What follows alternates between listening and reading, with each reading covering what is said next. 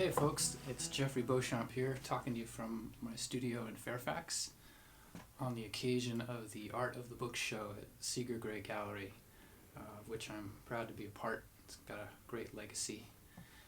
And in particular, my piece here, which would be hanging in the gallery if we had better luck, but I'll give you a little bit of a backstory on Portrait of the Artist as a Young Elephant. So this painting is oil on paper. It's a heavyweight paper that I like to use, that Arches makes.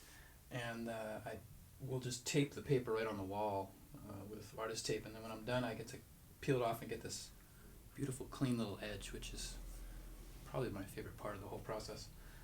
But this piece started as just my affection for this image that I had found online of this baby elephant at a sanctuary, I think in India, where he's obviously a little guy, and they had wrapped a red blanket over him and tied it at the top, and you can see a little indent where the rope must go around his belly. Adorbs. How can you resist? And what I found out later is that actually, like human kids, elephants like to suck on their trunks the way kids suck on their thumbs, for the same reason, I guess, right? But I also wanted to anthropomorphize him even more because I was raised with Bugs Bunny and comic books and everything else. So I chose a big old art book, so he's looking. You can actually tell, even though it's a pretty loose execution, you can see that this is the Matisse, I think it's music, the one where they're sitting playing their little instruments, the little, because it's a good painting for that kind of thing to come across, because it's such a bold design and everybody recognizes that image. I just love the idea of him being interested in art, you know, and also I like the tie-in with the red. You know, he sees himself maybe in that image.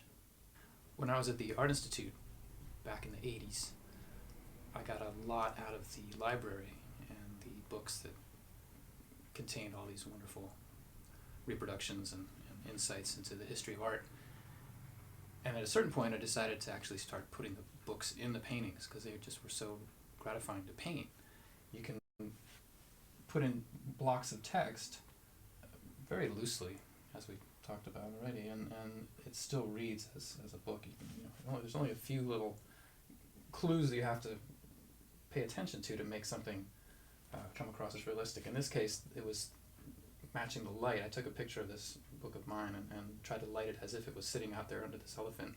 The elephant is lit kind of a soft, kind of a soft top light, daylight from the top. So the shadows are very soft and diffused, so I tried to reproduce that as well as I could here in the studio. And then I'm such a book geek that with this pandemic, the things I'm finding I miss the most, people sure, but mostly it's the library. Now I'm kind of rereading all my books at home, and probably everybody's doing that now. But we'll get through this. Thanks for watching. Take care.